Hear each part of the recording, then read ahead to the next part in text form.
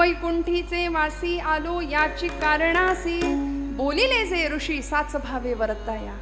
आम्ही या करता आलो, वास्तविक आम्हाला जो आनंद मिळाला तो तुम्हाला द्यायला आम्ही आलो.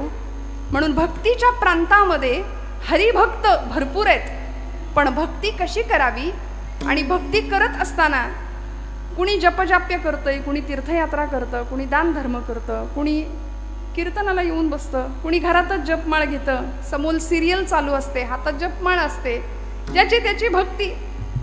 परवा एक आजीबाई म्हणली, लाव ग आई कुठे काय करते, हातामध्ये जपमाळ. ती संजना आली की रामकृष्ण हरी रामकृष्ण हरी रामकृष्ण हरी, अरुंधती आली की रामकृष्ण हरी रामकृष्ण हरी राम, असा जप चालतो. अशी भक्ती ज्याच्या त्याच्या सोयीनुसार आहे. माझं कुणाला काही म्हणणं नाही. गणपती आता येतील काही दिवसांवर, गणपती मंडळाची स्थापना होते. गणपती कुठंतरी कोपऱ्यात असतो, पण दिखावा जो काही असतो, देखावा फार तर मागे पत्त्यांचा डाव रंगेल. भक्ती जो तो ज्याच्या त्याच्या पद्धतीने करतो. पण प्रश्न असा आहे की भक्तीमध्ये नेमकं काय असलं पाहिजे, किंवा ती भक्ती करत असताना आपल्याला आवडते ती भक्ती करायची आहे की भगवंताच्या आवडीकरता भक्ती करायची आहे. एखाद्या मंडळाला जर गणपतीनं दृष्टांतच दिला असेल की बाबा रे, मला आपलं ते अथर्वशीर्ष नको, गणपती स्तोत्र नको, देवाची धर्माची गाणी नको, मला आपलं ते सारखं बाई वाड्यावर या ऐकवा, असा जर एखाद्या मंडळाला जर दृष्टांत दिलाच असेल तर काय सांगावं, आपण कुठे काय बोलणार. मला माझ्या मिरवणुकीला डीजे शिवाय माझी मिरवणूक करायची नाही असं जर बाप्पांनी सांगितलं असेल, पण मला सांगा, हा सगळा थिल्लरपणा भक्तीमध्ये आला. परिणामी भक्तीची व्यापक व्याख्या आम्ही विसरलो. संतांनी आम्हाला हरिभक्त होता यावं इथपर्यंत तयार केलं. भक्तीची परिसीमा काय असावी हे समजावून सांगितलं. आणि या सगळ्यामध्ये जो हरिभक्त या पदवीला पोहोचतो त्या भक्ताला काय काय प्राप्त होतं. बरं, हरिभक्त कुणाला म्हणायचं?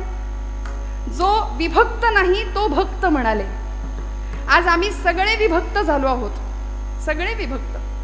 92 कुळी, 96 कुळी, 98 कुळी, याच्यातच आम्ही इतके विभागलो की एक कधी दिसणार. म्हणून आमचा हिंदू धर्म बघा, सगळ्या धर्मांमध्ये आमचा हिंदू धर्म श्रेष्ठ आहे, सनातन वैदिक धर्म आहे. हे जरी असलं तरी संत्र्यासारखा दिसायला वरून दिसतोय, पण फोडल्यानंतर आतून प्रत्येक फोडी वेगळ्या आहेत. इतर पंथांचं बघा, टरबुजासारखा आहे हिरवागार, वरून आम्हाला विभाग दिसत आहेत, पण आतमध्ये फोडल्यानंतर सगळे एकसंध आहेत. त्यामुळे भक्तीची व्याख्या फक्त देवभक्ती इथपर्यंत सीमित न राहता ती देशभक्ती, धर्मभक्ती, राष्ट्रभक्ती इकडे जावी.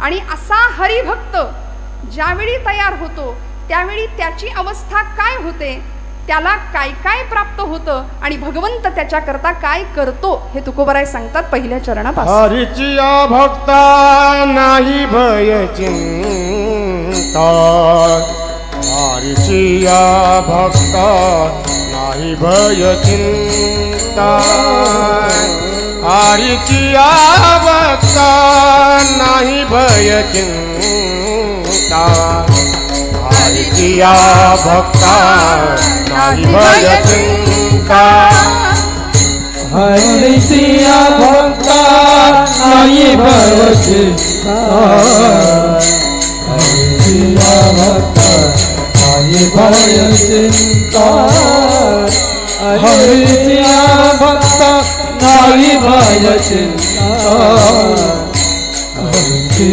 भक्ता नाही भय चिंता, हरीची भक्ता नाही भव चिंता, हरीची भक्ता नाही भय चिंता, हरीची भक्ता नाही भय चिंता, हरीची भक्ता नाही भय चिंता, हरीची भक्ता नाही भय चिंता, हरीची भक्ता नाही भय चिंता, हरीची भक्ता नाही भय चिंता, हरीची भक्ता नाही भय चिंता. दुःख निवारिता नारायणा दुःख निवारिता नारायणा दुःख निवारिता नारायणा दुःख निवारिता नारायणा दुःख निवारिता नारायणा दुःख निवारिता नारायणा न लगे वाहने संसार उद्वेग न लगे वाहने संसार उद्वेग न लगे वाहने संसार उद्वेग न लगे वाहने संसार उद्वेग दुःख निवारिता नारायण दुःख निवारिता नारायण दुःख निवारिता नारायण दुःख निवारिता नारायण दुःख निवारिता नारायण दुःख निवारिता नारायण निवारणे संसार उद्वेग निवारणे संसार उद्वेग संसार उद्वेग संसार उद्वेग हरिया भक्ता नाही भय चिंता दुःख निवारिता नारायण दुःख निवारिता नारायण दुःख निवारिता नारायण हरिया भक्ता नाही भय चिंता दुःख निवारिता नारायण दुःख निवारिता नारायण दुःख निवारिता नारायण नारायण नारायण हरिचिया भक्ता नाही भय चिंता. तुकोबरायांनी हरिभक्त या अवस्थेला आम्ही जेव्हा पोहोचतो तेव्हा आम्हाला काय लाभ होतात याचं वर्णन केलंय बरं का. हरीच्या भक्ताला भय नाही पहिली गोष्ट, आणि दुसरी गोष्ट चिंता रहित जीवन खरा हरिभक्त जगतो. तुम्ही आम्ही चिंतेत असतो कायम, तुम्ही आम्ही कायम भयग्रस्त असतो. आणि बघा तुम्ही कथा कीर्तनाला जाणारा माणूसच फार अगदी घाबरून जगत असतं, होय की नाही. आम्ही निर्भय असावं ही संतांची अपेक्षा आहे. कीर्तनाला रोज येणारा माणूस कायम लो कॉन्फिडन्स आहे, अजिबात आत्मविश्वास नाही, जीवनाकडे सकारात्मकतेकडे बघण्याची दृष्टी नाहीये, जीवनाचा संघर्ष पचवण्याची तयारी नाहीये. पण हरिभक्त ज्यावेळी आम्ही होतो तो भक्त भयरहित भयमुक्त जीवन जगतो.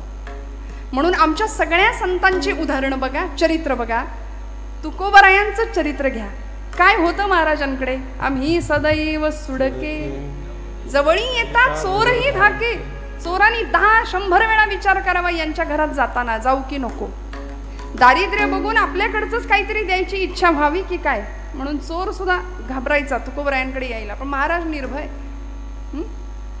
संसाराला बाजूला ठेवलं. संसार तापे तापलो मी देवा, करिता या सेवा कुटुंबाची. मी हे सगळं केलं भगवंता, पण पोळलो, ताप झाला, आणि आता तुझ्या भक्तीला लागलो, तुझ्या भजनाला लागलो. मला लोक काय म्हणतात याची मला पर्वा नाही. कोणी निंदा कोणी वंदा, आम्हा स्वहिताचा धंदा. माणसाने असं असावं बरं का, निर्भय असावं, निर्भय. नाहीतर अमुक काय म्हणेल, आता कीर्तनाला मी जाऊन बसलोय, मग माझे मित्र काय म्हणतील. ऐन 25वीतली पोरं कीर्तनाला येताना फार विचार करतात, काय समाज काय म्हणेल, 4 मित्र काय म्हणतील आत्तापासूनच येड लागलं याला, निघाला कीर्तनाला. आमच्या तरुण अगदी 20-25 इथल्या मुली सुद्धा कीर्तनाला येताना थोडंसं काचकूच करतच येत असतील, मला असं वाटतं नाही का. मनामध्ये लोक काय म्हणतील. अर्जुनाचं हेच झालं होतं की नाही हो, पण भगवंतांनी कसं सिद्ध बनवलं. कुरुक्षेत्रावर मोहग्रस्त झालेला अर्जुन भयव्याकुल स्थितीमध्ये होता. सिदंती मम गात्राणी मुखंच परिशिष्यती, माझे हातपाय गळून गेले देवा, माझ्या तोंडाला कोरड पडली, कारण माझेच आप्तिष्ट समोर आहेत. पितामह भीष्म, द्रोणाचार्य, कृपाचार्य, या सगळ्यांना मी कसं मारू, माझे भावंड समोर आहेत. हातातलं धनुष्य गळून पडावं. भगवान गोपाल कृष्ण म्हणाले, अर्जुना उठ, उचलते तुझं धनुष्य आणि सिद्ध कर क्षत्रियत्व तुझं. स्वतःला क्षत्रिय म्हणवतोस ना. हतो वा प्राप्स्यसि स्वर्गम जित्वा वा भोक्षसे महिम, रणांगणावर धारातीर्थी पतन पावलास तर स्वर्गात जाशील आणि जिंकलास तर राज्य तुझं आहे, लक्षात ठेव. आणि मग 18 अध्यायी गीता श्रवण करावी अर्जुनाने भगवंतांच्या मुखातनं. आणि अर्जुनाला सांगावं, अर्जुना निसंग असलेला मी, माझा संग तू केलास म्हणून या पदाला पोहोचलास.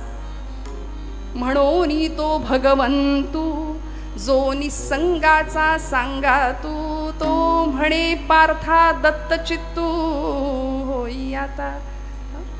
हे सगळं ऐकवलं, ऐकून घ्यावं लागलं अर्जुनाला, सगळं ऐकावं लागलं. आणि मग जे काही स्थित्यंतर झालं, मग जे काही परिवर्तन झालं, अर्जुनाला निमित्त केलं आणि भगवंतांनी भारतवर्षातल्या सगळ्या अधर्माचा नाश त्या युद्धामध्ये केला. का हो, भक्तांनी निर्भय असलं पाहिजे. भक्ताचं ध्येय काय असलं पाहिजे, ते ध्येय निश्चित असलं पाहिजे. दुर्दैवानी आज तुमचं आमचं भक्ती राहू द्या बाजूला, व्यवहारात सुद्धा धड एक निर्णय नाहीये आमचा. कायम संभ्रांत, कायम गोंधळलेल्या अवस्थेमध्ये आहे की नाही. कायम भयग्रस्त आहोत. असं केलं तर असं होईल, मग तसं केलं तर काय होईल. निर्णय क्षमता नाही, पालकांकडे नाही. त्यामुळं पालक आपल्या मुलांमध्ये ती निर्णय क्षमता देऊ शकत नाहीयेत.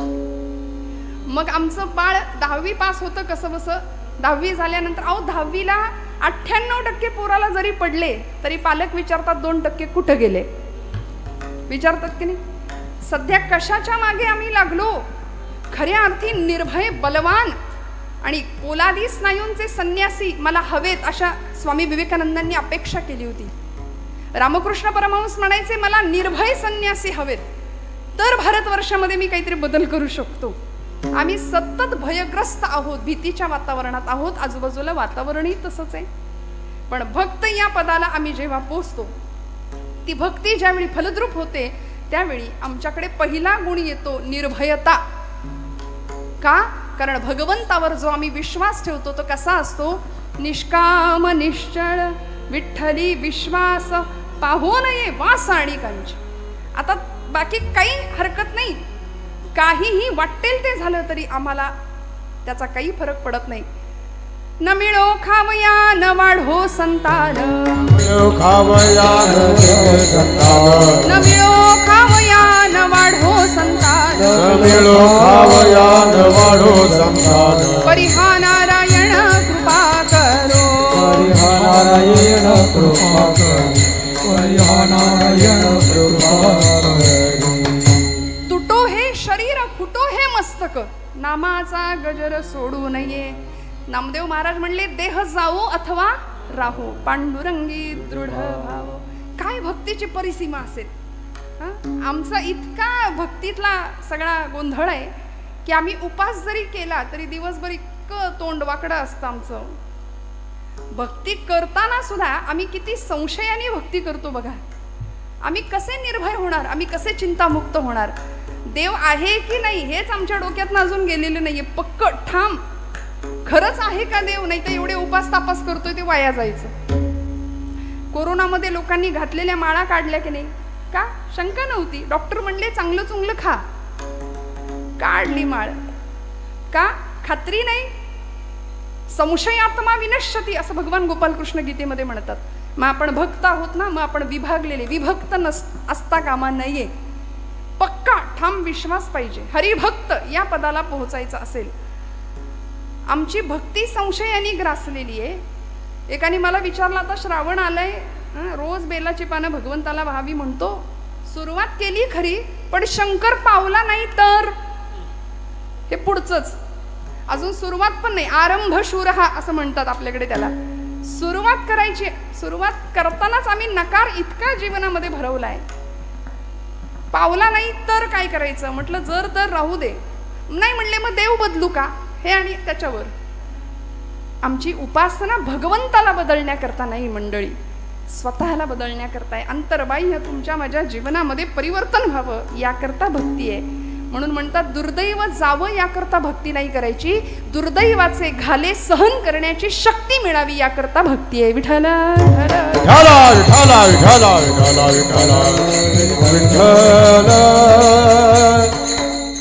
मग या पदाला आम्ही एकदा पोहोचलो, हरिभक्त या स्थितीला पोहोचल्यानंतर आम्ही निर्भय जीवन जगलो पाहिजे. निर्भयता आमच्याकडे आली पाहिजे. सध्या शास्त्रकारांनी वैराग्य शतक नावाचा एक ग्रंथ भर्तृहरींचा प्रसिद्ध आहे, त्याच्यामध्ये त्यांनी 9 प्रकारचे भय माणसाला जडतात जीवाला, त्याचं वर्णन केलंय. भोगे रोग भयम, कुलेच्युती भयम, वित्ते नृपालाद भयम, माने दैन्य भयम, गुणे खल भयम, रूपे जरायाद भयम, शास्त्रे वादी भयम, बले रिपु भयम, काये कृतांताद भयम, सर्वे वस्तु भयान्वितं भुवि नृणां वैराग्यमेवा भयम. काय सांगितलं? भोगे रोग भयम, 9 प्रकारची भय आहेत. माणूस कायम भयामध्ये घाबरलेला आहे. भोगी माणसाला, ज्याला सतत भोग हवे असतात, सुखाचे यशाचे अनेक प्रकारचे भोग मनुष्य इथे आल्यानंतर भोगतो. भोगी माणसाला रोगाची भीती आहे. शास्त्रकार म्हणाले भोगे रोग भयम, कुले च्युती भयम. कुलवान शीलवान जो माणूस असतो ना, कुळाचा ज्याला अहंकार असतो, तो च्युत होण्याची भीती असते, त्याला पदच्युत होण्याची भीती असते. आपण जर जरा काही वेडवाकडं वागलो तर लोक काय म्हणतील, लोक काय म्हणतील याचाच विचारात तो कायम असतो. भोगे रोग भयम, कुले च्युती भयम, वित्ते नृपालाद भयम. वित्त म्हणजे पैसा. म्हणाले कशाची भीती असते हो? ज्याच्याकडे भरपूर पैसा आहे त्याला राजाची भीती. हे पूर्वीच्या काळचं, पण आता सोपं सांगू का, इन्कम टॅक्सवाल्यांची फार भीती असते. वित्ते नृपालाद भयम, माने दैन्य भयम. मानी माणसाला दीनतेची भीती आहे. जो स्वतःचा मान सन्मान जपण्यामध्येच गुंतलेला असतो ना, तो लोक काय म्हणतील, 100पैकी 99 माणसं त्याला चांगलं म्हणतात, पण एक माणूस वाईट म्हणत असेल तर त्याचं सगळं लक्ष त्या माणसाकडे असतं की हा माणूस मला वाईट म्हणतोय. आणि खरं सांगू का, जग चांगलं म्हणतं, शेजारी कधीच चांगले म्हणत नाहीत. म्हणतात का? म्हणून निंदकाचे घर असावे आपल्याकडे म्हण आहे की नाही. पण आपल्या सगळ्यांना चांगले शेजारी भेटले असतील अशी आशा करते बरं का. त्यामुळे जगाने कितीही कुणी काही म्हटलं तरी मानी माणूस दीनतेचं भय बाळगून असतो. माने दैन्य भयम, गुणे खल भयम. गुणवान माणसाला शत्रूची भीती असते. रूपे जरायाद भयम. रूपवान माणूस असतो की नाही त्याला म्हातारपणाचं भय असतं. हे माझं म्हणणं नाही, वैराग्य शतकातला श्लोक आहे भर्तृहरींचा, शास्त्रकार सांगतायत. रूपवान माणसाला जरा म्हणजे म्हातारपणाचं भय आहे. म्हणून तर जगामध्ये आत्ता परवाच तो रेशो सांगितला बघा कुठेतरी, भारतामध्ये 60 लाख नुसती सलून आहेत. म्हणजे सौंदर्य प्रसाधनासाठी जे काही उत्पन्न भारतामध्ये जातंय किंवा लोक त्या गोष्टीकडे जितकं लक्ष देत आहेत. रूपे जराया भयम. रूपवान माणसाला म्हातारपणाचं भय आहे. पण हे अंतिम आहे की नाही सत्य. 25व्या वर्षी जी देहाची अवस्था आहे ती 75व्या वर्षी असेल का? मान्य करावं माणसानी. आम्ही नाही, आम्ही कीर्तनामध्ये बऱ्याचदा नारदीय कीर्तन, आता तुम्हाला माहिती आहे मी मागच्या वेळी नारदीय कीर्तन इथं केलं होतं. मग ते उत्सव असा असतो की सलग कीर्तनं एकाच ठिकाणी असतात. मग मी एके ठिकाणी असं म्हटलं, मला राणी लक्ष्मीचं चरित्र सांगायचं होतं, झाशीच्या राणीचं. म्हटलं तरुण मंडळी जरा समोर पाहिजेत. पण मी असं म्हटलं की उद्या जरा काळे केस अपेक्षित आहेत, आज सगळेच पांढरे केस आहेत. माणसं एवढी हुशार, दुसऱ्या दिवशी सगळे डाय करून आले, हेअर डाय. सगळ्यांनी केस रंगवले. आम्ही जागच्या जागी डाय व्हायची वेळ आली. परिणाम रूपे जरायात भयम. वर्ण तिकीट पाठवले, भगवंतांनी निरोप दिलाय की बाबा झाला तुझा उत्तर रंग सुरू, आयुष्याचा उत्तरार्ध सुरू झाला 40 नंतर. मान्य करावं माणसाने. पण नाही, रूपे जरायात भयम, शास्त्रे वादी भयम. शास्त्रवान शास्त्रपंडित निपुण माणसाला वादाचं भय असतं. गुणे खल भयम. गुणवान माणसाला शत्रूचं भय आहे. काये कृतांतात भयम, आणि शरीराला मृत्यूचं भय आहे. किती घाबरू नये बघा आम्ही. शरीर मृत्यूनी भयभीत आहे. आता येईल का उद्या येईल. कोरोनाच्या काळात आपल्याला सगळं मृत्यू असा गिरट्या घालत होता आमच्या आजूबाजूला. आमची माणसं कितीतरी गेली है की नाही. शरीराला मृत्यूचं भय आहे. काये कृतांतात भयम, पण उपजेते नाशे नाशिले पुनरपी दिसे, हे घटिका यंत्र जैसे परिभ्रमेगा जर माऊली म्हणते तर आम्ही हे मान्य करावं आणि निर्भय राहावं. म्हणून तर तुकोबारायांना मरणाचा सोहळा करता आला. तुम्हाला मला करता येत नाही. तुम्ही आपण म्हणू मरणाचा कुठे सोहळा असतो का, पण महाराज म्हणतात आपुले मरण पाहिले म्या डोळा, धन्य तो सोहळा अनुपम्य. सोहळा केला, मरणा हाती सुटली काया, असं तुकोबराय म्हणतात. का हो, कारण निर्भय झाले, निर्भय अवस्था प्राप्त झाली. तुम्हाला मला ती अवस्था प्राप्त व्हावी म्हणून हरिभक्ताची लक्षणं आणि भक्ताचे लाभ तुकोबराय सांगतायत. बघा तुम्ही कुठल्याही गोष्टीच्या बाबतीत आम्ही एखादी गोष्ट करायला गेलो तर आपण पहिला प्रश्न विचारतो, मग मी हे केलं तर त्याने मला काय मिळेल. हे मी केलं तर मग काय होईल, मला काय मिळेल, प्राप्ती काय, लाभ. सध्या मनुष्य सगळ्यातनं लाभ बघतो, बरोबर ना. सगळ्या गोष्टीतून आपल्याला काय मिळेल, फायदा काय मिळेल. तुकोबरायांना आमच्या सगळ्यांची ही मनोवृत्ती माहिती आहे. म्हणून म्हणले भक्ती करा, हरिभक्त व्हा, तुम्हाला काय काय मिळेल. मोठीच्या मोठी यादी सांगितली या अभंगामध्ये. पहिली गोष्ट निर्भयता तर आहेच आहे, आणि अशी निर्भयता होती म्हणून अनेक हरिभक्त भक्तीच्या प्रांतामध्ये यशस्वी झाले. नवे पांडुरंगाला, आपल्या उपास्य देवतेला आपलंसं केलं. आमची राधाराणी असेल, मीराबाई असतील, कान्होपत्रा असतील, जनाबाई असतील. जनाबाईंना तर सुळावर चढवण्याची शिक्षा सुनावली गेली नव्ह, पण निर्भय होत्या. पांडुरंगाला जाब विचारायच्या, अरे विठ्या विठ्या मूळ मायेच्या कारट्या. पुढचं फार वाईट बोलले, तिथे नाही बोलू शकत. जनाबाई का हो, हक्क होता परमेश्वरावरती, आणि जो खरी भक्ती करतो त्याचा प्रेमळ हक्क भगवंतावर असतो. तुम्ही आम्ही हक्क नाही दाखवू शकत, कारण आम्ही लबाड भक्त सगळे. आमची भक्ती म्हणजे फक्त दाखवण्यापुरती. खरं सांगू, ब्रह्मचैतन्य गोंदवलेकर महाराज म्हणतात की आपली भक्ती अशी असली पाहिजे की आपल्या घरच्यांना सुद्धा कळलं नाही पाहिजे आपला परमार्थ. इतका लपून परमार्थ पाहिजे. आपल्या शेजारच्याला सुद्धा कळलं नाही पाहिजे. आम्ही मात्र सगळीकडे दाखवत आमचा परमार्थ करतो. जनाबाईंचा परमार्थ असा होता, दळिता कांडिता तुझं गाईना अनंता, जात्यावर दळायला बसावं आणि पांडुरंगाला बोलवावं. दिशा उजळल्या गेला कोंबडा अरहून, दिशा अरहून, सूर्याचं किरण येती डोंगरा मागून. हो, सूर्याचं किरण येती डोंगरा मागून.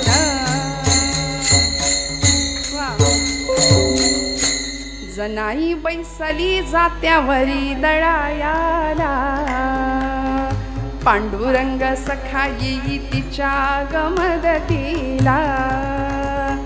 घरच्या पिठाची घालू भाकर पती देवा, ही गोडी अमृताची पांडुरंगा वाटे हेवा.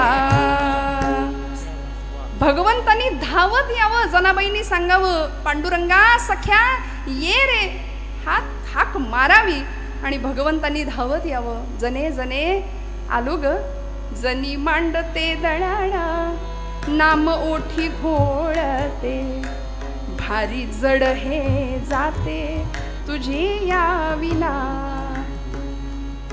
पांडुरंगा, संसाराचा ताप झालाय, संसाराचा उद्वेग झालाय. संसार म्हणजे ज्या संसारामध्ये आम्ही सुखाची अपेक्षा करतो तो संसार दुःखमुळे एवढ्यावरच थांबू नका. संसारच दुःख आहे. विठ्ठल विठ्ठल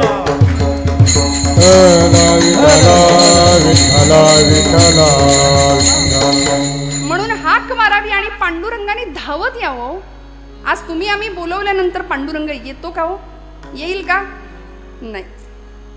ब्रह्मचैतन्य महाराज म्हणायचे, माझ्या रामाकडं तुम्ही 2 पावलं चाला, माझा राम तुमच्याकरता 20 पावलं चालत येईल. तुम्ही चाललाच नाही तर तो म्हणेल तू तुझ्या जागी बरा, मी माझ्या जागी बरा. आमचा असं आहे, आम्हाला देवाकडून सगळं पाहिजे, देव नको, आहे की नाही. यादी लिस्ट तयार आहे आमची, हे पाहिजे ते पाहिजे ते पाहिजे. भक्ती करतो, सकाम भक्ती करतो. देवा अमुक अमुक अमुक अमुक एवढं सगळं मिळू दे तर आम्ही, म्हणजे आमच्याकडे नवसाची पद्धत आहे की नाही, कौल लावतो आम्ही, नवस करतो. ही सकाम भक्ती झाली. पण संतांनी निष्काम भक्ती करावी. जनाबाईंची निर्भयता काय होती? जनाबाईंनी भगवंताला बोलवावं आणि भगवंतांनी धावत यावं. कारण जनाबाई म्हणायची, अरे अरे विट्या मूळ मायेच्या कारट्या. नामदेव भांडण करायचे, भक्त कैवारी या होशी नारायणा, भक्त कैवारी या होशी नारायणा, बोलता वचन काय लाज, काय लाज, पंढरी निवास सखा पांडुरंग,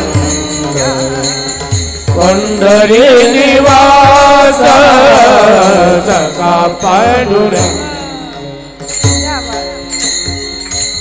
नामदेव महाराज म्हणायचे, तुला माझ्याशी बोलायला लाज वाटते काय रे देवा? असं आम्ही बोलू शकतो का?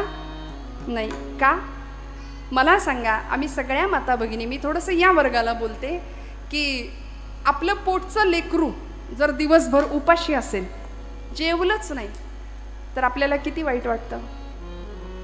एकदा तरी डोळ्यात पाणी येतं की नाही, आज माझ्या लेकरांनी, आज माझ्या काळजाच्या तुकड्यांनी काही खाल्लं नाही. किती गुंतलोय आम्ही बघा मायेमध्ये.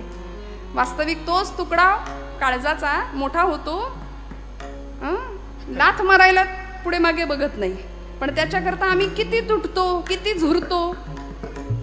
संत म्हणतात, तेवढं झुरणं, तेवढं तुटणं भगवंता करता ठेवा. तरी झडझडोनी महिला निघ, ये भक्तीची वाटे लाग, तई पावसी अव्यंग निजधाम माझे. आम्ही भगवंतासाठी कधी रडतो का हो? समजा आमचं पोरग जेवलं नाही म्हणून आम्ही एखाद्या वेळी डोळ्यात पाणी येईल. माऊलीचं नाव उच्चारल्यावर आमच्या डोळ्यात पाणी यावं, पण ते नाही येत. भगवंतापुढे नैवेद्य ठेवून आम्ही कधी रडलोय का? जसं पोरासाठी रडतो तसं. आज माझा देव जेवतच नाही, जेवतच नाही. आम्हाला वेळ कुठे, आम्ही काढून घेतो लगेच. खाल्लं बिल्लं तर करायचं काय त्याने? आम्हाला इतकी घाई आहे. भगवंता करता आम्ही रडत नाही. आणि खरं सांगू का, नामदेव महाराज रडले म्हणून पांडुरंग जेवला. अज्ञान स्वामी रडले म्हणून रामराय जेवले. ब्रह्मचैतन्य महाराज रडले म्हणून राम जेवला त्यांच्या हातनं. इथे आम्ही रडणारं कुणी नाही, त्याला बोलवणारं तर कुणी नाही. तो तिष्ठत उभा आहे 28 युगांपासून. पुन्हा कधीतरी एखादा माझा नामदेव यावा, मला हट्ट करावा जेवणाकरता. पुन्हा कधीतरी एखादी जनाई यावी, तिने मला बोलवावं. तो व्याकुळ आहे, तो आर्त आहे, तो भावाचा, भक्तीचा भुकेला आहे. आमचा नैवेद्य तो खात नाही. आणि खरं सांगू का, आपला नैवेद्य तो खात नाही, याच्यातच तो आपली आब राखून आहे. विठ्ठल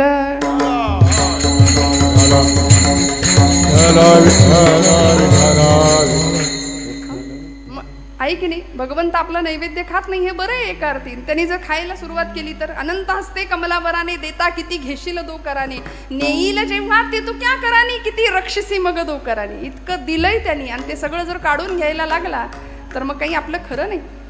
जनाबाईंनी आर्ततेने भगवंताला बोलवावं आणि भगवंतांनी सांगावं, मीही होतो एकला, करमेना मुळी मला. जने जने मलाही नाही करमत ग, आरसा मला गे दिधला, तुझे या तेठेला. पांडुरंगा सख्या आलास का रे? हात तुझा लागला रे, जात झालं हलक हलक, दारी आलं अमृत पिक, तुझी याद ठेला. पांडुरंगाने सांगावं, जने काय सांगू, मीही होतो एकला, करमेना मुळी मला. आणि असा संवाद भगवंताचा जनाईचा चालावा. आपल्या सगळ्यांना कथा माहितीये, मी काही वेगळं सांगत नाहीये. एखादी कथा जर सांगायला लागली ना, लोक म्हणतात ऐकलंय, माहितीये, परत काय. हे स्वतःला सॉफिस्टिकेटेड समजणारी माणसं बरं का, कीर्तनातली. श्रद्धा नाही, भाव नाही, व्यवहारातलं मोठे पण इथं सुद्धा जपणारी काही मंडळी असतात, पण आपल्यापैकी तसं नाहीये कुणी, याची मला जाणीव आहे. त्यावेळी प्रत्येक वेळी आमचा भाव जागृत होतो. आम्ही तिथं पोहोचतो. जनाबाईंचा भाव काय असेल एका क्षणापुरतं का होईना आम्हाला जाणवतं. आणि ज्यावेळी पांडुरंगाने दळायला सुरुवात करावी, भगवंताला सांगावं जनाईनी, पांडुरंगा तुला सवय नाही बाबा, कंबर बिंबर दुखेल. आडवे झाले भगवंत. गळ्यातला रत्नहार काढून टाकला. थंडी होती म्हणून जनाबाईनं आपलं कांबळं टाकावं. इकडे पहाड झाली. भूपाळीचे स्वर कानावर पडले. सगळे पुजारी म्हणतायत भूपाळी आणि लक्ष हाराकडं. विषयात बडबडलेली माणसं याहून दुसरं काय करणार. सगळी बडबड गडबड सुरू झाली. सगळे विकारग्रस्त आम्ही माणसं, आम्ही सगळं याकडेच लक्ष देतो. बघा तुम्ही, ताबडतोब जनाईवर आळ घेतला गेला. तिला पकडलं गेलं. आपली कथा पुढची सगळी माहिती आहे तुम्हाला. जनाबाईंना सुळावर द्यायचं ठरलं. आणि सुळावर जाताना जनाबाईंनी पांडुरंगाला जाब विचारावा, भगवंता दळिता कांडिता तुझं गायीन अनंता म्हणून प्रत्येक काम करताना तुला आठवलं, तुझं स्मरण केलं. कुठल्याही कामामध्ये प्रत्येक श्वासाला मी तुझं नाम घेतलं. पांडुरंगा हा दोष मला लागावा अशी जर तुझी इच्छा असेल तर ठीक, तुला हवं तसं होईल. पण मी निर्दोष आहे हे जगाला जर कळायचं असेल ना तर भगवंता तुला यावं लागेल. म्हणून सुळावर देताना जनाबाई म्हणतात, पाटील अहो पांडुरंगाच्या देवळात निघाले तरी पायरीला नमस्कार करून जाते. आज तर आयुष्य संपवायला निघाली, या सुळाला नमस्कार तर करते. म्हणून सुळाला हात लावला आणि सळ सळ सळ सूळ सगळा वितळायला लागला. लोखंडाचं पाणी झालं.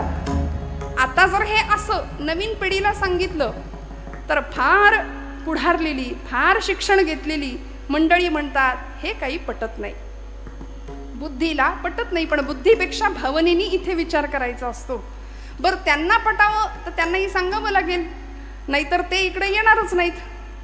आपलं फार आहे बघा तुम्ही, आपल्या संप्रदायामध्ये असू दे, हिंदू धर्मामध्ये असू दे, आमची नवीन पिढी भरकटलेली आहे, वेगळ्या मार्गावर जातीये. का? कारण आम्ही त्यांना आपलंसं करून घेत नाही. तुला नाही कळायचं ते जाऊ दे, तुझं तू बघ. आपण त्याला बोलून मोकळे होतो. पण ते म्हणतात हे तुमचं मॅजिक आम्हाला पटत नाही. आमचं लॉजिक काय आहे? लोखंडाचं असं पाणी होऊ शकत नाही. अहो पण पंचभौतिक असलेला देह आहे, भूजल तेज समीर ख अशा 5 महाभूतांपासून बनलेला देह. त्यातलं अग्नितत्व भगवंत जागृत करतात. आणि अग्नीचा स्पर्श झाल्यानंतर लोखंडाचं पाणी जसं होतं तसं अग्नीची सत्ता तिच्या हाताच्या स्पर्शाला दिली, लोखंडाचं पाणी झालं. सर्व सत्ता आली हातात, नाम याचा खेचर दाता. भगवंत सत्ताधीश आहे, तो तुम्हाला मला सगळं द्यायला बसलाय. त्यामुळे आम्ही निर्भय व्हावं आणि मोकळ्या मनाने, मोकळ्या अंतःकरणाने भगवंताची भक्ती करावी. नाही भय चिंता, चिंतारहित जीवन तुमचं आमचं असावं. का? कारण दुःख निवारिता नारायण तुझं मोकलील. ऐसे नाही मज मोकलील, ऐसे नाही तुझे मोकलील, ऐसे नाही तुझे मोकलील.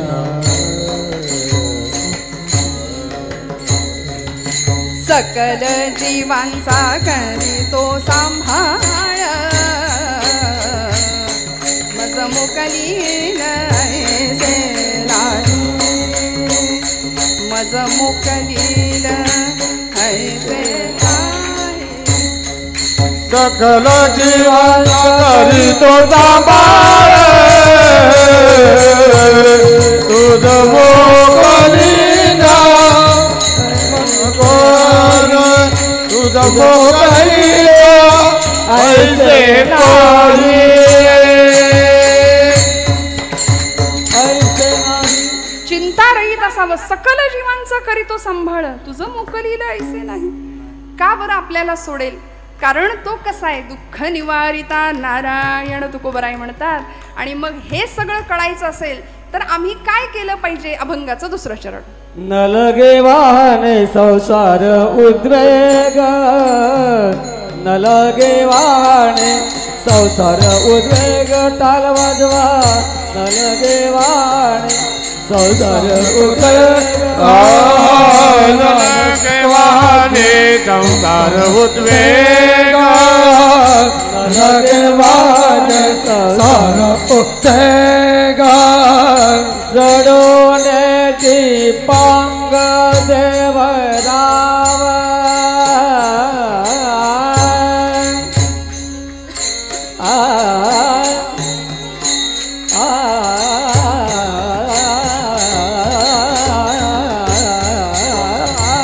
जडून दीपांग देवराव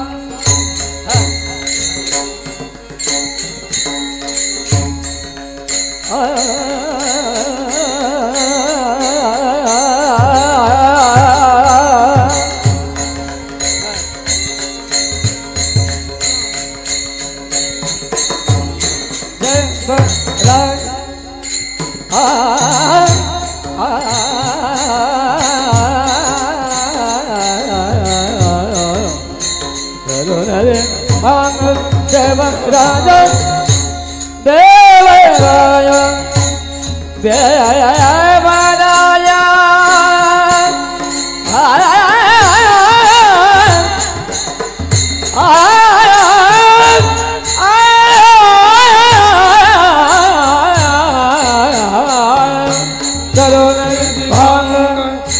देवराय जलून दीपांग देवराय जलून दीपांग देवराय नलगेवाने संसार उद्वेगा नलगेवाने संसार उद्वेगा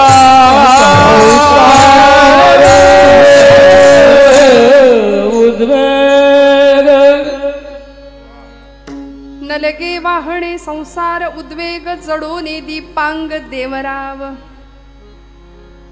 तुकोबरायांनी सांगितलंय भगवंतावर एकदा विश्वास ठेवला की नाही की संसारातला उद्वेग करायची गरज नाही. नलगे वाहणे संसार उद्वेग जडोने दीपांग देवराव. भगवंत उसणं शिल्लक ठेवत नाही.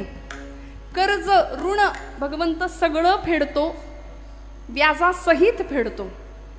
काय दिलं ओ सुदाम्यानी? मुठभर पोहे दिले.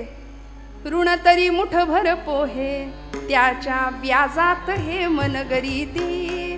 व्याज म्हणून सुवर्ण नगरी दिली. मग म्हणाले मुद्दलाचं काय झालं? मुद्दलात मुक्ती देणे ही कोण्या साहुकारीची रीत. मुद्दल म्हणून मुक्ती देऊन टाकली सुदाम्याला. भगवंत सगळं फेडतो. दरबारामध्ये दुःशासनाने केसांना धरलं होतं, फरफटत आणलं होतं. दयेची याचना करत होती आमची द्रौपदी माता. कितीतरी अर्जव करत होती, विनवण्या करत होती, भीक मागत होती रक्षणाची. द्रोणाचार्य, कृपाचार्य, अश्वत्थामा, पितामह, भीष्म, एकापेक्षा एक बलाढ्य महारथी पांडव प्रतापी होते. पण तरी सुद्धा नाही कोणी धावलं लज्जा रक्षणासाठी. दोन्ही हात सोडून हात उंचावले आणि भगवंताला सांगितलं, हे भगवंता, हे माधवा, हे अनंता, हे मधुसूदना, धाव म्हणून. आणि भगवंतानी सगळं ऋण जडोने दीपांग देवरावा. नाही सोडलं, नाही ठेवलं, सगळं फेडून टाकलं. एका चिंधीचं ऋण सहस्त्रपटींनी वस्त्र पुरवलं द्रौपदीला त्या परिस्थितीमध्ये. आज आम्ही भगवंताचे भक्त म्हणवतो, वारसदार म्हणवतो, स्वतःला हरिभक्त म्हणून घेतो. पण भगवंताचे हे गुण सुद्धा तुमच्या माझ्यात आले पाहिजेत याचा विचार आम्ही करत नाही.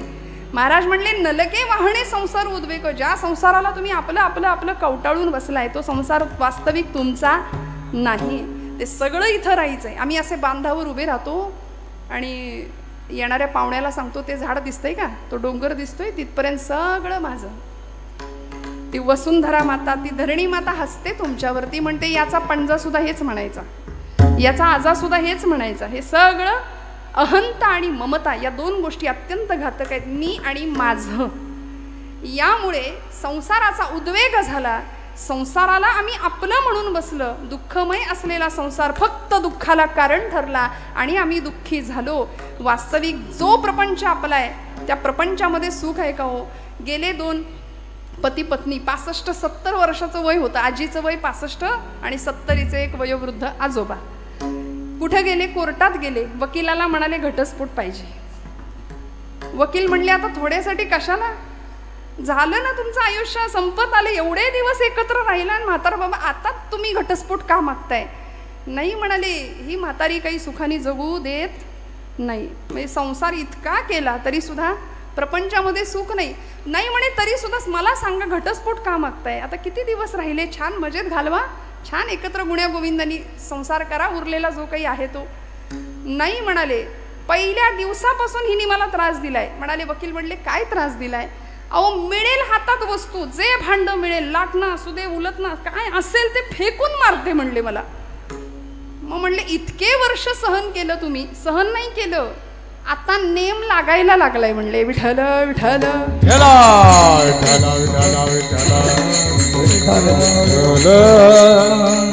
इतके दिवस सगळी प्रॅक्टिस झाली म्हणूया. आणि असा प्रपंच आहे बघा ना. वाटतंय सुख आहे, सुख सुख म्हणत आहे, दुःख ठाकोनी आले. करुणाष्टक लिहिली समर्थ रामदास स्वामींनी.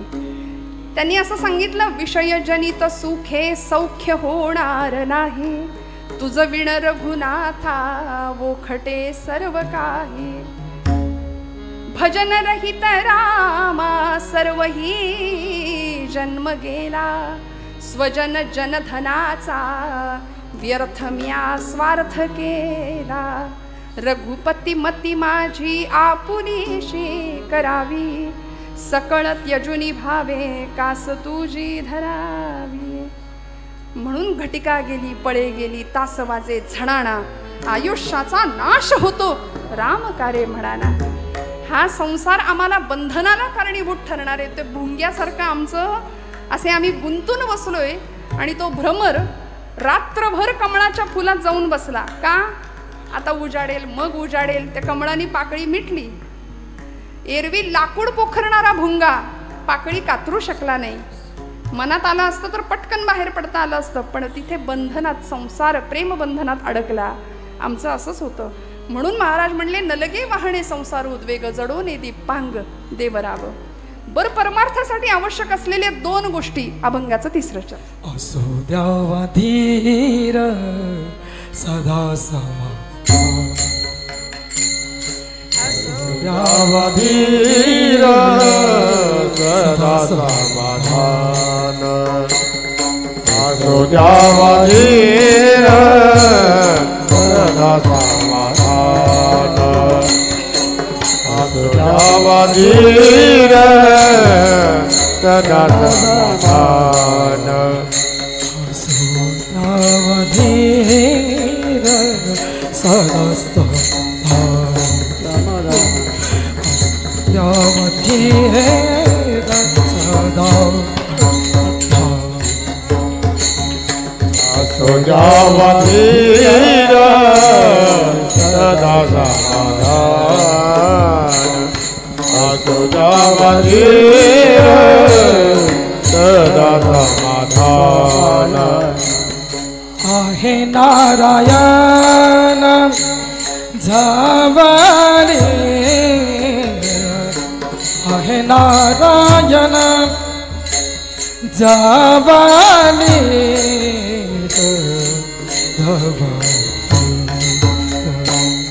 नगे वाहने संसार उद्वेग, नगे वाहने संसार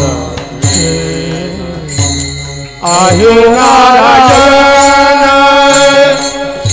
जवाईत, आहे नारायण जवाईत, जवाईत नलगे वाहने संसार उद्वेग, नलगे वाहने संसार उद्वेग.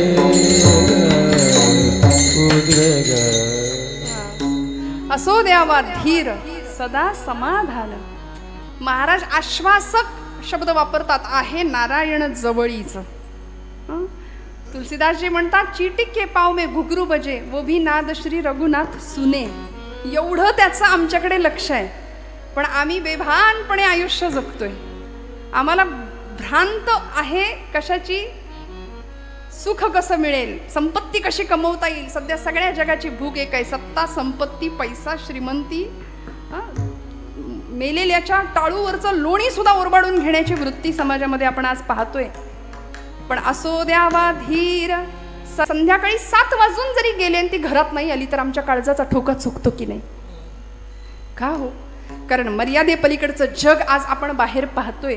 मग अशा परिस्थितीमध्ये आम्ही भपकेपणाकडे लक्ष द्यावं, भप्पकपणाकडे लक्ष द्यावं, की आहे त्याच्यामध्ये समाधानी राहून खऱ्या अर्थी आमच्यातलं आत्मतत्व जागृत करावं, खऱ्या अर्थी परमार्थाची कास धरावी आणि मुलींना स्वसंरक्षण कसं करता येईल यासाठी आम्ही त्यांना सिद्ध आणि कटिबद्ध बनवलं पाहिजे की नाही? मला सांगा. असे टपून बसलेत, कधी आमच्या उमऱ्यात येतील सांगता येत नाही. लव जिहादवाले आमच्या पोरीबाळींना फूस लावून फसवून घेऊन जात आहेत, धर्मांतर सरळ घडतायत. आणि हा परिसर तुम्हाला मला काही मी काय सांगावं इथं येऊन? आपण सगळं जाणता, आपल्या सगळ्यांना सगळं माहिती असतं, फक्त ज्यांनी बोलायला हवं ती मंडळी बोलत नाहीत म्हणून सगळं बिघडतंय. नको बोलायला हवे त्यांचे आवाज भयंकर वाढतायत.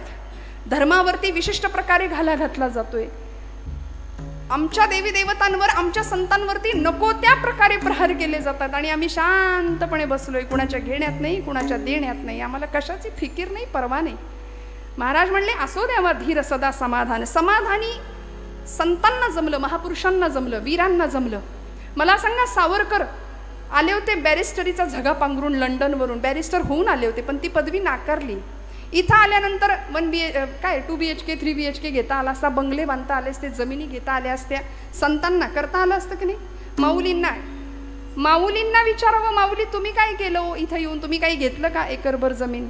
माऊली म्हणले, हे विश्वची माझे घर, ऐसी मती जयाची स्थिर, किंबहुना चराचर आपणची झाला. म्हणून आज तुम्ही आम्ही बंगले बांधतो, पण आमच्या घरामध्ये माऊलींचा फोटो असतो. वसुधैव कुटुंबकमची भावना संतांना समजली, कारण ते सदैव समाधानी होते. तुकोबराय म्हणले, ठेविले अनंते तैसेची राहावे. आणि हे समाधान प्राप्त व्हावं याकरता आमच्या संतांनी प्राणपणाने प्रयत्न केले, लढले. किती? 11:30 पर्यंत वेळ आहे आपल्याकडे का नाही? 11:15. बरं, टाइम लिमिट दिलेला आहे. अशी समाधानी वृत्ती तुमच्या माझ्याकडे असेल, बघा समाधान पाहिजे की नाही? नाहीतर आपलं दिलंय म्हणून घ्यायचं 12 वाजेपर्यंत. आम्हाला नारदीय कीर्तनाची फार सवय, 2-2.5 तास आपलं एकटंच बडबडत बसायचं. पण हे आहेत याचं भान ठेवलं पाहिजे. विठ्ठल विठ्ठल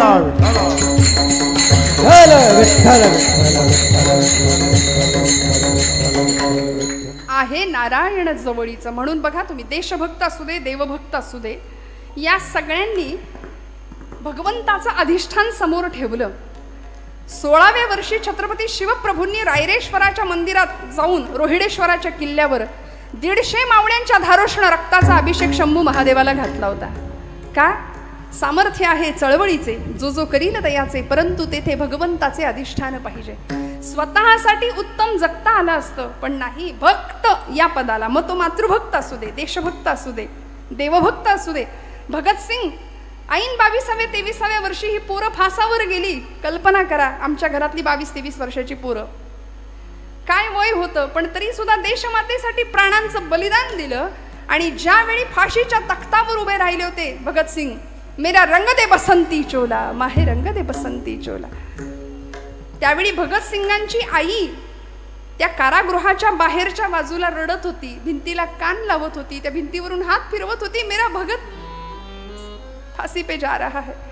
सगळा समाज विचारत होता की आई साहेब तुम्ही का रडताय? मुलगा फासावर चालला म्हणून रडता का? नाही म्हणाल्या. नाही, मेरा भगत आज जा रहा है इसलिए मैं नहीं रो रही हूँ. मेरा भगत जा रहा है, मातृभूमि के लिए जा रहा है, ये मुझे पता है. भगत जा रहा है इसका अभिमान है. अरे भगत सारखी अजून 7 पोरं जरी माझ्या पोटी जन्माला आली असती ना, तरी ती मी मातृभूमीलाच वाहिली असती म्हणाली. याला म्हणायचं भक्त ही अवस्था, बरं का. मग राष्ट्रासाठी, देवासाठी, धर्मासाठी प्राणावर उदार होण्याची भूमिका आमच्या सगळ्या संतांनी, महापुरुषांनी, वीरांनी निभावली. आमच्याकडे तारुण्याची व्याख्या परमादरणीय जगन्नाथ महाराज फार सुंदर सांगतात बघा. तेजस्विता, तपस्विता आणि तत्परता हे 3 गुण एकत्र आले की तरुण होतो ना, पण तो तरुण धरून आणावा लागतो म्हणतात की नाही महाराज. पण या तरुणाईला कशाला म्हणायचं हो तरुण? अंगापिंडानी बळकट मजबूत स्नायू बलदंड शरीर यष्टी म्हणजे तरुण का? नाही.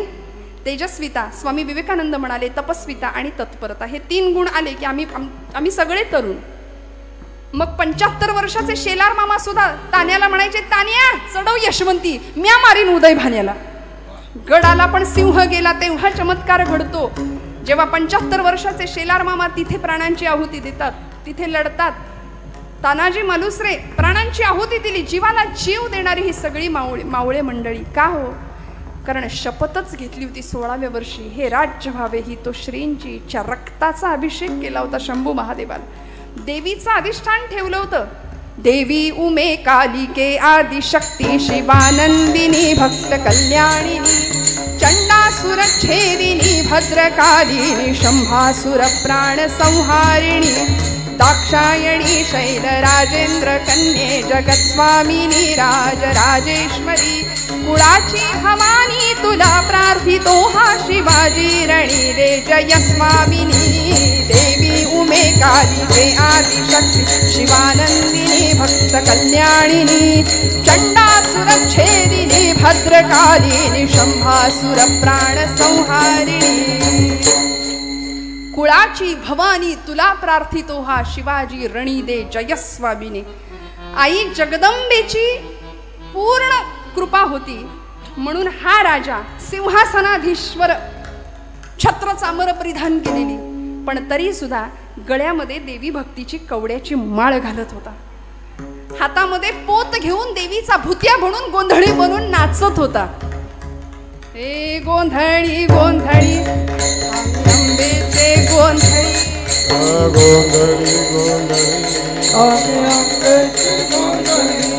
गोंधळी गोंधळी गोंधळी आम्ही अंबेचे गोंधळी. गोंधळी गोंधळी आम्ही अंबेचे गोंधळी. आमचा घालावा गोंधळन वासुदेव हरिनाम संबळ. आमचा घालावा गोंधळ वाजो हरिनामे संबळ. जिथं विठूचं राऊळ तिथं संतांचा गोंधळ. जिथं विठूचं राऊळ तिथं संतांचा गोंधळ. गोंधळी गोंधळी आम्ही अंबेचे गोंधळ. गोंधळी गोंधळी आम्ही अंबेचे गोंधळी. आम्ही अंबेचे गोंधळी. आई राजा उध उध म्हणून हातात पोत घेऊन. का हो? सामर्थ्य आहे चळवळीचे, जो जो करील तयाचे, परंतु तेथे भगवंताचे अधिष्ठान पाहिजे. म्हणून स्वराज्यावर आलेली सगळी संकट परतावून लावण्याचं धैर्य, साहस, पराक्रम आणि ताकद होती, कारण निर्भय अवस्था प्राप्त झाली होती. हरीची या भक्ता नाही भय चिंता. कारण जिजाऊ माऊलींनी अगदी लहानपणापासून हरिभक्ती शिकवली होती. रावणाला मारणारा राम शिकवला होता, कंसाला मारणारा कृष्ण शिकवला होता, पराक्रमी कीचकाची छाती फोडणारा भीम शिकवला होता. आता आमच्या पोरांना विचारा भीम म्हणजे काय हो? ते पोरग म्हणतो छोटा भीम, कार्टून मधला लाडू खातो. पण पांडव प्रताप पांडव गीतेमध्ये वर्णन केले. धर्मो विवर्धति युधिष्ठिर कीर्तनेन पापं प्रणश्यति वृकोदर कीर्तनेन माद्री सुतो कथयतां न भवन्ति रोगाः. शत्रुं विनश्यति धनंजय कीर्तनेन. प्रत्येक पांडवाचं गुणवर्णन केल्यानंतर आम्हाला फायदा आहे, लाभ आहे. धर्मो विवर्धति युधिष्ठिर कीर्तनेन. धर्मराजांबद्दल ऐकल्यावर बोलल्यावर धर्मभावना जागृत होते. शत्रुं विनश्यति धनंजय कीर्तनेन. शत्रूंचा नाश होतो अर्जुनाचं चिंतन केल्यावर, गुणवर्णन ऐकल्यावर, पराक्रम ऐकल्यावर. वृकोदर म्हणजे भीमसेन, भीमांचं गुणवर्णन ऐकल्यानंतर अंतःकरणातली पापभावना जाते. आणि माद्रीसूत म्हणजे नकुल सहदेव यांचं वर्णन ऐकल्यानंतर रोगांचा नाश होतो. मग हे सगळं आम्ही ऐकायचं सोडून आज आमचे हिरो बदलले, आदर्श बदलले. असो, माझा त्याबद्दल बोलण्याचा आत्ता तरी भाव नाही आहे. पण या पलीकडे जाऊन तुकोबराय सांगतात, आहे नारायण जवळीचा थोडा विश्वास ठेवा. भगवंत आहे आणि तो आहे. बरं, दर्शनशास्त्रामध्ये ईश्वरी अस्तित्वाच्या काही खुणा सांगितल्या जातात. परमेश्वर आहे याच्या खुणा: अचानक सुगंध येतो, अचानक मंद वारा येतो, अनाहत नाद ऐकू येतो, बासरीचा मंजूळ स्वर कानी येतो. वारीतल्या लोकांना अनुभव असतात, कुठेही फुल नसतं पण अचानक सुगंध येतो, आणि जिथं सुगंध आहे तिथं कृष्ण परमात्मा आहे. दर्शनशास्त्र आहे, भगवंत आपल्या अस्तित्वाची खूण देतोच देतो, फक्त ती जाणून घेण्याची भावना असावी. आणि मग नवविधातल्या सर्वश्रेष्ठ भक्तींमध्ये अशी एक भक्ती आहे, त्या भक्तीकडे जाताना पहिली भक्ती तुकोबर आमचे भागवतकार सांगतात, श्रवणम कीर्तनम. आणि या कीर्तन भक्तीमध्ये असलेली नाम साधन ही भक्ती, ती आम्हाला नित्य निखळ परमानंद दिल्याशिवाय राहणार नाही.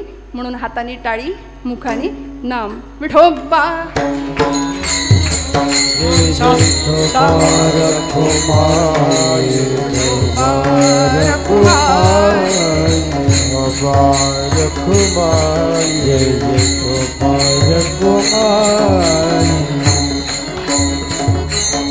जय विठोबार कुमार, कुमार कुमार, जय विठोबार कुमार, जय विठोबार कुमार, जय विठोबार कुमार, कुमार कुमार, कुमार कुमार,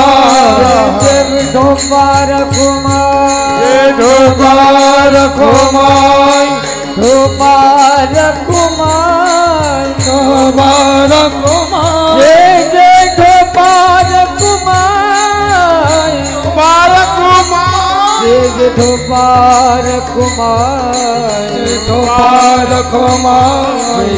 कुमार कुमार, जय गोपाल कुमार, जय गोपाल कुमार, जय गोपाल कुमार, जय गोपाल कुमार, जय जय गोपाल कुमार, जय जय जय गोपाल कुमार, गोपाल कुमार, जय गोपाल कुमार, जय जय गोपाल कुमार, गोपाल कुमार, जय जय गोपाल कुमार, गोपाल कुमार, जय जय गोपाल कुमार, गोपाल कुमार, जय जय गोपाल कुमार, गोपाल कुमार, जय जय गोपाल कुमार, हरि जय जय हरि जय जय हरि जय जय हरि जय जय हरि हरि हरि हरि हरि हरि जय जय हरि हरि हरि हरि हरि जय जय हरि हरि हरि हरि जय जय हरि हरि हरि हरि जय जय गोपाल कुमार, गोपाल कुमार, हरि जय जय हरि हरि जय जय हरि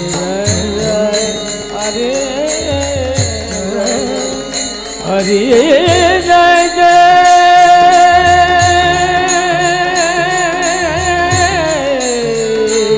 हरि जय जय जय जय जय जय गोपाल कुमार, जय जय गोपाल कुमार, जय जय गोपाल कुमार, जय जय गोपाल कुमार, जय गोपाल कुमार, जय गोपाल कुमार, जय जय गोपाल कुमार, जय गोपाल कुमार, जय जय गोपाल कुमार, जय जय गोपाल कुमार, जय जय गोपाल कुमार, जय गोपाल कुमार, जय जय गोपाल कुमार, जय जय गोपाल कुमार, जय जय गोपाल कुमार, जय जय गोपाल गोपाल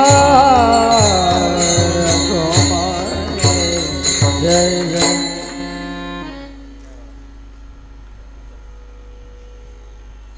वडघरमधल्या सगळ्याच लोकांचा उत्साह, कीर्तनावरचं प्रेम आणि संतोष भाऊंचं नियोजन आयोजन सर्वच अप्रतिम आहे, यात शंका नाही. आपल्या सगळ्यांचा भाव. पण खरं सांगू का, वक्ता, वक्तृत्व, वक्तव्य आणि व्यक्तिमत्व, कीर्तनकाराच्या वक्ता, वक्तृत्व, वक्तव्य आणि व्यक्तिमत्व यातलं वक्तव्य फक्त घ्यावं, बाकी सगळं सोडून द्यावं. कारण कीर्तनकार येतील जातील, आणि ही गादी अनंत काळापासून आहे. अनादी कालापासून चालत आलेली ही परंपरा आणि या उज्ज्वल परंपरेचे आम्ही पायिक आहोत. आशीर्वाद रूपाने आपल्या सगळ्यांचं प्रेम मिळतंय यामध्ये मी स्वतःला खूप भाग्यवान समजते. तुकोबरायांच्या या अभंगावर चिंतन करत असताना अभंग गोड आहे, 4 चरणांचा आहे. हरीची या भक्ता नाही भय चिंता, दुःख निवारिता नारायण. न लगे वाहणे संसार उद्वेग, जडो नेदी पांग देवराव. असो द्यावा धीर सदा समाधान, आहे नारायण जवळीच.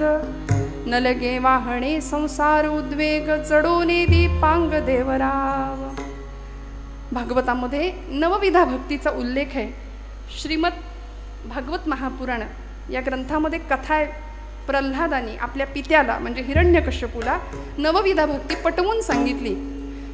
श्रवणं कीर्तनं विष्णु स्मरणं पादसेवनं अर्चनं वंदनं दास्यं सख्यं आत्मनिवेदनं.